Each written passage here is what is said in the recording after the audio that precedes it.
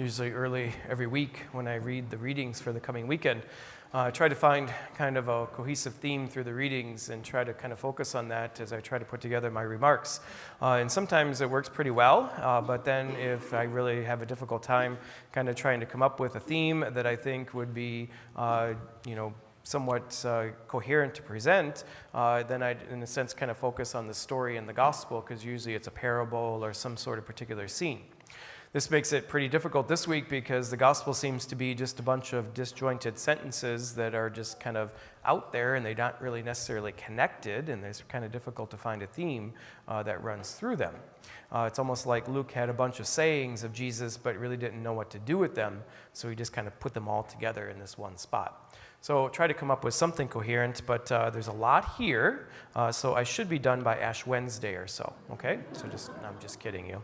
You know I don't never talk that long. I had to make some notes, so in order to kind of keep myself on track. The first reading from the book of Sirach is one of my favorite books in all of the Old Testament.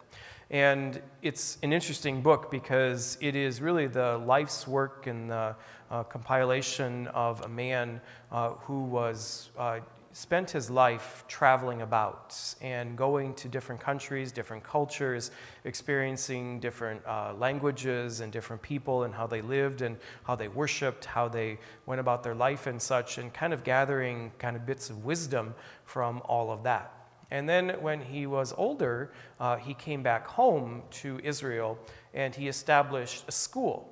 And Jewish people would send their children to him to be educated, and it was a very classical education based on his travels and his wisdom that he gleaned from other parts of the world and such, in a very, very popular place.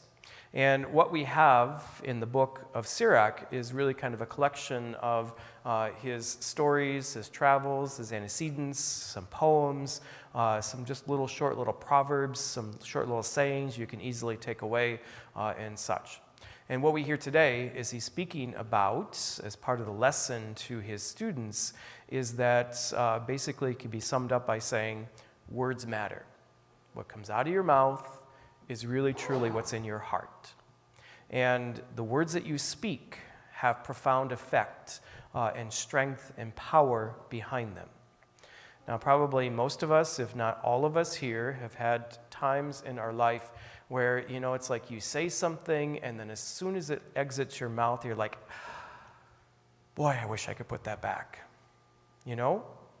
Words have meaning and effect and have power. And there are times that we misspeak, that we say things we shouldn't have said, whatever it may be, but it's a good reminder, I think, in reading this reading, to remind ourselves that words have a tremendous impact and really speak to who we are as a person at times. I can remember when I was younger, my mother, she never swore, like ever. And people who know my mother, they say to me, it's like, are you sure? I'm like, yeah, trust me. She never, ever, ever swore. The one time I heard my mother let out a cuss word is that she was frustrated with one of us. Not me, my youngest brother. And he was really, in a sense, could really try her patience. And I think he was about 8 or 9, and it was something he wouldn't do, and she kept different angles of trying to get him to do things, and finally she just let it rip. And it was the only time I ever heard her swear. To this day, my brother's, he's now in his 40s, but he likes to remind her of that time that she said that word. See, words matter. People remember what we say. It's very important to kind of keep that in mind. Jesus, in a sense, says something very similar in our gospel. What comes out of our lips is what's in our heart. And he's trying to be the good teacher and talking about a teacher that has a student, that we are meant to learn from the Lord. It's like sitting at the feet of Jesus. But if you think about a teacher, a good teacher teaches us not just with words, but with actions as well, by how they present themselves and how they live their life. When I was in graduate school, the old adage was that when you were studying this, the field of psychology, people who were working on their PhD would say that it takes about 5 years to get your PhD, but then you got to work with someone for about 10 years, a mentor, if you will, before you really, in a sense, kind of branch out on your own and begin to do your own research, your own publishing, your own kind of field, if you will. 10 years. After 5 years of a PhD, that's a long time. So a teacher is meant to be a mentor for us. When I was first ordained a priest, I was sent to Mason City, and I lived and worked for my first 3 years of being a priest with a wonderful teacher, a wonderful priest, Father Carl Reese. He's retired now, lives in Dyersville. He's helped out here sometimes, so I know that some of you know him. But many of the way that I say Mass, the way I do baptisms, the way I do funerals, the way I do weddings, was all taught to me by him. We don't learn any of that in seminary, you know? It's really, truly is, you kind of pick up and learn from people who you have firsthand experience with. So a good teacher is vital, and that's what Jesus says as well.